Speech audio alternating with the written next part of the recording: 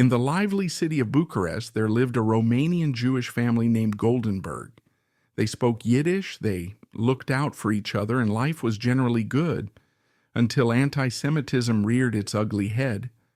One of the Goldenberg sons was attacked by an anti-Semitic mob, and that was the final straw that made the entire family pack up and set sail for America. It was February 21st, 1904, when their ship arrived in New York City, that massive, bustling port of dreams, where people from all corners of the world hoped to build better lives. Among the Goldenberg children was a boy named Emanuel, born in 1893, who would go on to become one of the most iconic actors of Hollywood's golden age. But he wouldn't do it under the name Goldenberg. After all, that wasn't exactly a name that casting directors found easy to fit on a marquee. So Emanuel Goldenberg became Edward G. Robinson. Now, before anyone knew him as Edward G. Robinson, Manny, as he was sometimes called by family, grew up on New York's Lower East Side. This was a place brimming with immigrant families, Italians, Irish, Jews from across Europe, everyone scraping by, all chasing the American dream. Emanuel had his bar mitzvah at the first Romanian-American congregation, the synagogue that became the spiritual haven for many Romanian Jews trying to hold onto pieces of home while adjusting to life in a strange, new land. He went to Townsend Harris High School, known for its rigorous academics, and then enrolled at the City College of New York. In the beginning, the plan was to study law. Becoming a criminal attorney seemed like a stable career for a bright young immigrant kid. But in the same way a magnet pulls a piece of metal, the stage was calling him.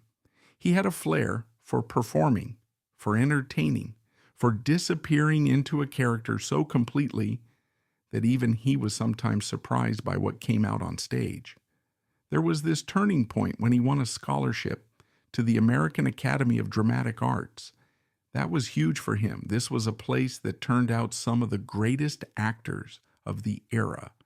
Winning that scholarship told him, in no uncertain terms, this is what you're meant to do. So, he let go of the idea of being Manny the lawyer and embraced Edward G. Robinson, the actor. He officially changed his name partly to fit in with the American stage and partly because he was, let's face it, a bit worried that Emanuel Goldenberg might limit him to only a narrow range of ethnic roles. And that was that. He was now Edward G. Robinson, an identity that would become synonymous with tough guy characters and some of the greatest roles of Hollywood's golden age. Before stardom, though, there was service.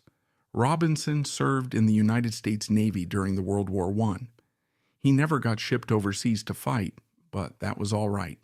He did his part, and when it ended, he threw himself into acting for good.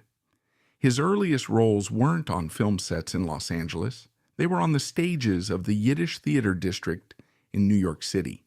We're talking about the early 1910s, specifically 1913, when he was first getting his feet wet with live audiences. This was a fabulous training ground for him. Yiddish theater was vibrant, passionate, and full of energy. 2 years later, in 1915, he landed his first Broadway role. That was the real deal. In those days, Broadway was where serious actors built their reputations, and Edward G. Robinson was no exception. His early foray into film came in 1916 with Arms and the Man, but that didn't make him a star overnight. He still needed that one big break, the role that would catapult him into the limelight. Meanwhile, he continued to sharpen his skills on stage. He was an intense, hard-working actor, someone who constantly observed human behavior. He wanted to figure out exactly how people walked, talked, looked at each other. All of that made him a far more convincing performer when he took the stage or stepped in front of a camera. In 1927, something significant happened. He played a snarling gangster on Broadway in The Racket. That was a crime drama that really let him embrace a menacing persona. Producers in Hollywood got word of this performance and they thought, we might have something here. This guy is perfect for the gangster type. The film industry was in the midst of transitioning to sound, which was an enormous shift. Suddenly, it wasn't enough just to have an expressive face.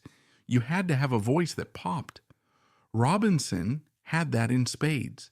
He spoke in this distinctive, slightly nasal, tough guy tone that practically begged for a gangster role.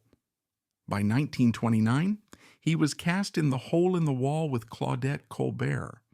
It was a solid stepping stone, and even though he'd done just a handful of films before 1930, his time was about to come. Talkies arrived, and that was a game changer for him. Hollywood was hungry for charismatic voices that could hold an audience's attention, and that was precisely Robinson's secret weapon. He left the stage behind in 1930 and made 14 films in just 2 years. A staggering workload by any standard, but that's how they operated during those fast-paced early sound days. Then came Little Caesar in 1931, where he played Caesar Enrico Rico Bandello. This was the role that cemented him as a major star. Rico was a vicious gangster, utterly ruthless, and yet there was something oddly magnetic about him. Audiences couldn't take their eyes off this character. The movie was a smash hit, and Edward G. Robinson found himself typecast almost overnight as the tough, street-smart gangster with a sneer and a sharp tongue. Warner Brothers saw they had a box office draw, so they locked him into a long-term contract.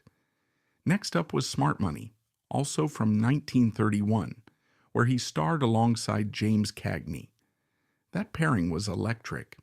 Cagney had that brash, fast-talking style, and Robinson had the sneering intensity.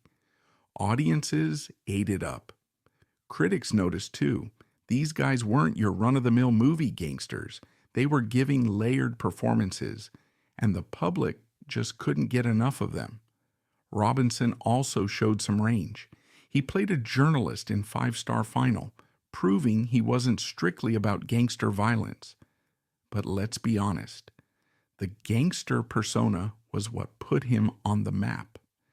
Things continued that way through the early 1930s. He starred in The Hatchet, Man, Silver Dollar, The Little Giant, I Loved a Woman, Dark Hazard, and The Man with Two Faces. He was so prolific that you'd see him in multiple features each year. For The Whole Town's Talking, a comedy directed by John Ford, he got to show off a lighter side. That same year, he was borrowed by Sam Goldwyn for Barbary Coast, directed by Howard Hawks. He was unstoppable. In 1936, he starred in Bullets or Ballots, playing Surprise, a gangster. Then he traveled across the pond to Britain in 1937 for Thunder, In the City. He had more hits back in the States like Kid Galahad with Humphrey Bogart and Bette Davis. It was no secret that he and Bogart had sizzling chemistry on screen, matching each other step for step in intensity. MGM borrowed him for The Last Gangster in 1937, which was another success in that familiar gangster mold. Then came A Slight Case of Murder, a comedy with a crime angle, and The Amazing Dr. Clitterhouse, also co-starring Bogart. But just when gangster films were hitting their peak, the real world was heading toward conflict. Europe was descending into World War II, and American filmmakers started noticing the rise of Nazism. Robinson starred in Confessions of a Nazi Spy in 1939, the first American film to openly warn about the dangers of Hitler's regime. He played an FBI agent in that movie, and it was a stark contrast from his usual roles, but it was also a reflection of his personal convictions. He hated fascism and didn't hide his political leanings. And let's not forget, even at 48 years old, he tried to enlist in the military in 1942, but he was turned away because of his age. Robinson also wanted to avoid getting pigeonholed, so he took on a variety of roles. In Blackmail, Also, from 1939, he was borrowed by MGM. He dove into biographical pictures, Dr. Ehrlich's Magic Bullet and A Dispatch from Reuters, both from 1940, where he portrayed notable Jewish figures. He teamed up with Humphrey Bogart yet again in Brother Orchid. By the early 1940s, he was a recognized Hollywood powerhouse, though he didn't always get the big paychecks that some of his contemporaries got. World War II saw him playing in a number of war-themed or patriotic films. He was in Destroyer and Tampico, both in 1943 and 1944, respectively. But the role that has really stood the test of time from that period is Double Indemnity in 1944, directed by Billy Wilder, where he played Barton Keyes, the astute insurance claims adjuster. He was supporting Fred McMurray and Barbara Stanwyck, but many critics argue he stole just about every scene he was in. Film noir fans often rank Double Indemnity among the best of the genre, and Robinson's performance was a big reason why. Around that time, he also did Mr. Winkle Goes to War, and then two fascinating films with director Fritz Lang, The Woman in the Window, 1944, and Scarlet Street, 1945. In both, he was cast alongside Joan Bennett and Dan Duryea, and those movies further solidified his place in the film noir tradition. But not everything was sunny in Robinson's life. The post-war years brought the House Un-American Activities Committee, HUAC, into the picture, and Hollywood became a battlefield of accusations and fear. Robinson, having been outspoken against fascism and having supported several organizations during the 1930s and 1940s, found himself under suspicion. He was never a communist, but in that climate, just having left-leaning friends or signing a petition could land you on a blacklist or gray list, which might not be an official ban, but still meant fewer job offers and a tarnished reputation. Robinson testified 4 times before the committee, insisting he was a loyal American. Ultimately, he was cleared of wrongdoing, but by then some damage had already been done. Work dried up for a while, and it took time for him to bounce back. His career took a significant turn in the 1950s. In 1954, he took on the role of the traitorous Dathan in Cecil B. DeMille's The Ten Commandments. This was an epic biblical spectacle, with Charlton Heston as Moses and a cast of thousands. Robinson's portrayal of Dathan, conniving and sly, fit well with the sort of cunning characters he'd made a career out of playing, though this time in a grand historical context. By the late 1950s, he started branching into television, which was becoming increasingly popular in American homes. However, a big highlight was A Hole in the Head, 1959, where he was second billed after Frank Sinatra. No small feat, given Sinatra's star power. Around this time, in the mid-1950s, his personal life went through turmoil. He'd collected art for years. This remarkable collection of paintings by masters like Degas, Renoir, Gauguin, and others. People who knew Robinson only from his gangster roles would be surprised by how refined and cultured he was in real life. He spoke multiple languages and had a huge passion for fine art.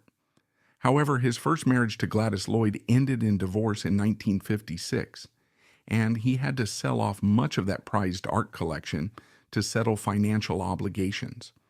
That was a huge blow for him. This wasn't just about losing monetary assets. He felt like he was losing a vital piece of himself. Still, he pushed on. By the late 1950s, things were looking up for his film career again. He received recognition for the pioneering work he had done in the Screen Actors Guild, organizing the union in its early days, fighting for better conditions and fair pay for actors. Charlton Heston presented him with the Screen Actors Guild's annual award in 1969, praising him for his service during World War II, his artistry, and his commitment to the craft of acting.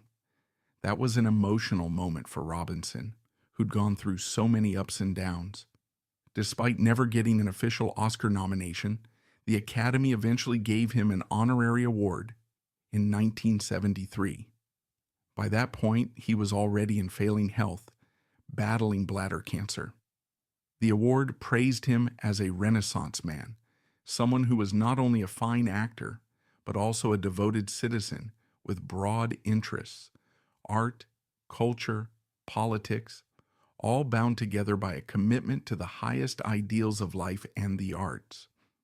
Tragically, Robinson passed away on January 26, 1973, just a short time before the Oscar ceremony. He never got to hold that statue himself. When people talk about heartbreaking Hollywood ironies, that's right up there. Here was a man who had given so much, who had endured suspicion and partial blacklisting, who had missed out on official accolades for decades, and the honor he finally received came just a touch too late for him to enjoy.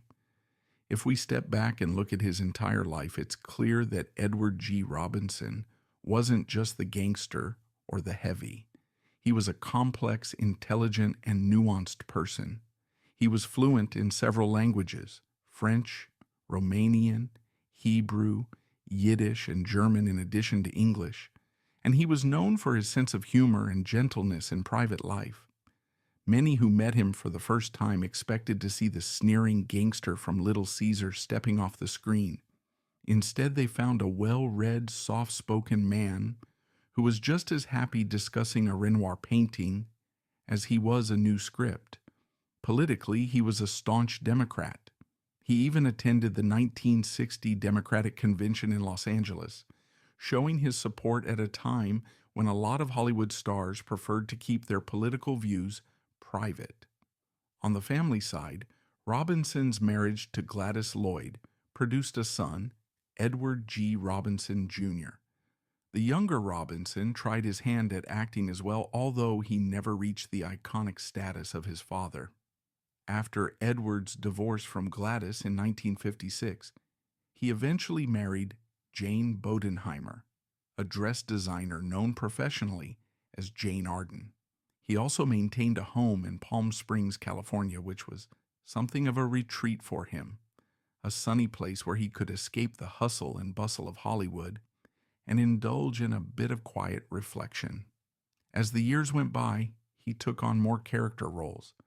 In 1965, he starred in The Cincinnati Kid alongside Steve McQueen, playing a seasoned gambler named Lancey the Man Howard. It was a memorable performance. He held his own with a younger generation of stars and proved he still had that magnetic presence. By the late 1960s, he started showing up on television in guest spots and smaller roles that revealed a man who simply loved to work and loved to act. There was no snobbishness about him, no sense that TV was beneath him. If he liked the part, he'd do it. One thing that set him apart from many of his contemporaries was his philanthropic spirit. During the World War II, he didn't just use his celebrity to make public announcements. He also traveled extensively on war bond tours and visited troops. He was proud to be an American, proud to use his platform to combat the ideologies he despised, like fascism and anti-Semitism. While the HUAC ordeal left scars, it didn't stop him from believing in the American ideals he'd embraced as a boy who'd arrived in this country speaking only Yiddish and Romanian. His activism also extended to Jewish causes.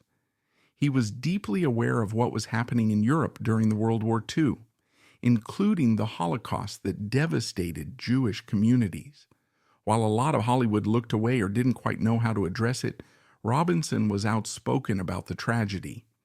He donated time and money to help Jewish refugees, supported organizations that provided relief to war-torn Europe, and was vocal in his stance against any form of prejudice. In fact, that real-life moral compass had a lot to do with how vigorously he played the FBI agent in Confessions of a Nazi Spy. That role wasn't just another paycheck, it was a statement. Meanwhile, let's not forget his art collection. Even after he had to part with much of it in 1956, he kept collecting whenever he could. He had this insatiable curiosity about Impressionist and Post-Impressionist paintings, Monet, Degas, Pissarro, Gauguin, Van Gogh, you name it. He loved talking about brushstrokes, color palettes, the stories behind the paintings. Despite the financial setbacks, he never entirely gave up that passion, and whatever pieces he managed to keep continued to bring him immense joy. Friends who visited his home said that he could talk about a single painting for an hour, weaving in history, technique, and personal anecdotes of how he'd found it. Interestingly, for a man so strongly associated with gangster roles, he was relatively short, about 5 feet 7 inches. He wasn't imposing in a physical sense, but his presence on screen was titanic. Directors quickly learned that the camera would do the work. All they had to do was set him loose, and he'd dominate the frame with his voice, his mannerisms, and his intensity. In real life, he was gracious with younger actors, always ready to share a tip or a trick he'd learned in the Yiddish theater or on Broadway. And this generosity extended to his fans too. He wasn't one of those stars who brushed people off. He'd stop, sign an autograph, maybe crack a joke. He understood that he was living out the American dream and appreciated the support he got from moviegoers. During the final years of his life, he battled various health issues. Still, he worked as much as he could. One of his last major roles was in the science fiction classic Soylent Green, 1973, starring Charlton Heston. By then he was weakened by cancer, but he insisted on continuing to act. His performance in that film, particularly his final scenes, carried a poignant weight because in many ways he was saying goodbye not just to the character, but to the world. He passed away on January 26, 1973, at Mount Sinai Hospital in Los Angeles. Soon after, his body was flown back to New York, and he was laid to rest in the family mausoleum at Beth El Cemetery in Brooklyn, close to the neighborhood where he first set foot in the United States. It was a full-circle moment that underscored the immigrant journey he had begun so many decades earlier. A few months later, the Academy Awards were held, and that posthumous honorary Oscar was announced for him. It recognized his outstanding achievement as a motion picture and stage actor, and for his international stature as a man of art, letters, and profound human concerns. Though he wasn't there to stand on stage and accept it, the moment was deeply moving for everyone present. He dedicated his life to performing and to upholding the highest ideals of art. Edward G. Robinson's life was a testament to resilience, talent, and an unwavering commitment to his craft and values. From his early struggles as an immigrant to becoming a Hollywood legend, he left an indelible mark on the world of cinema and beyond. Though he is no longer with us, his legacy continues to inspire actors and audiences alike. If you enjoyed this tribute to Edward G. Robinson, don't forget to like, comment, and subscribe for more stories about Hollywood's most iconic figures. Thank you for watching, and we'll see you in the next video.